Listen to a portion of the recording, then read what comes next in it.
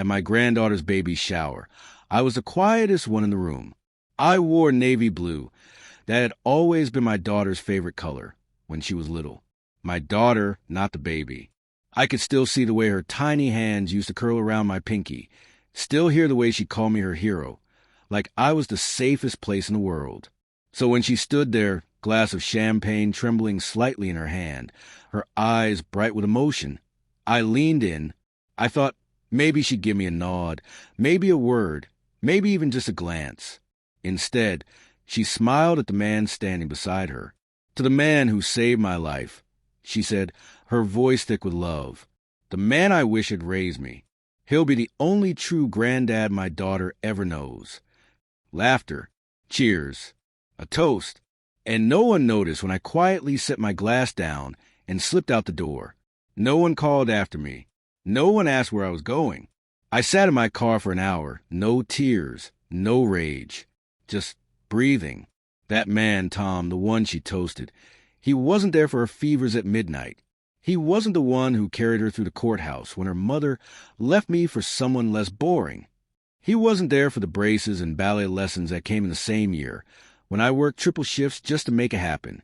No, Tom came along when she was 20, with his polished shoes and easy charm, his boat rides and big promises, and slowly, she stopped calling me.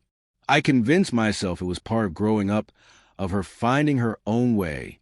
I told myself the silence was just life moving on. Until that toast. That toast felt like a blade. That night, I didn't sleep. I sat at my desk, staring at the walls, and remembered something an old friend once told me. Asterisk, the truth doesn't need revenge. It just needs to be seen. Asterisk, but I didn't want just to expose the truth. I wanted to end the fantasy. So I started digging. A bankruptcy filing here. A revoked license there. A harassment charge in Florida that vanished too conveniently. A GoFundMe for a fake back surgery that somehow funded the boat he was building. A web of lies. And at the center, Tom. Then I found her. Jolene, 32, a hairdresser, pregnant. She didn't know I knew. She didn't know I'd asked her to meet me for lunch. She didn't know I offered to pay for her baby's delivery if she'd just send him one email. Asterisk, when you didn't tell your other family about us. Asterisk, she sent it. He replied in 5 minutes. And now I had everything. I waited 3 weeks. Let the baby shower dust settle. Let them think I was out of the picture. Then, after my granddaughter was born, a little girl named Hope, they invited me over for brunch.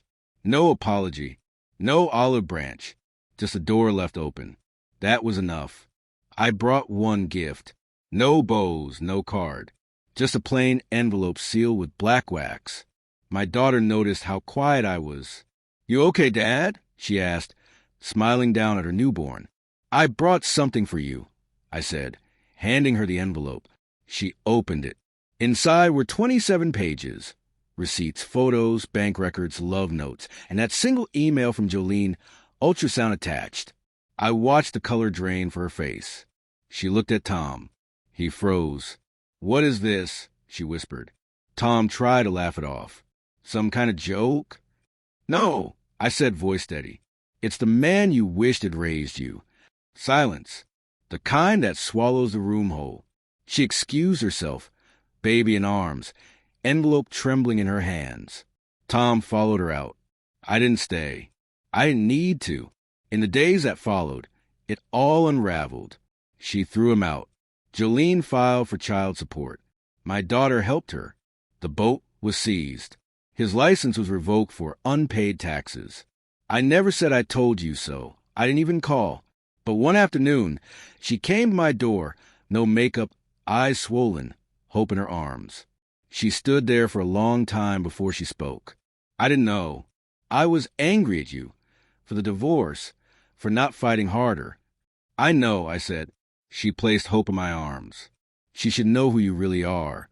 And as Hope's tiny fingers wrapped around my pinky, I felt warmed again. Something I thought I'd lost. I'm not proud of what I did, but I'm not ashamed either. Because sometimes revenge isn't loud or violent.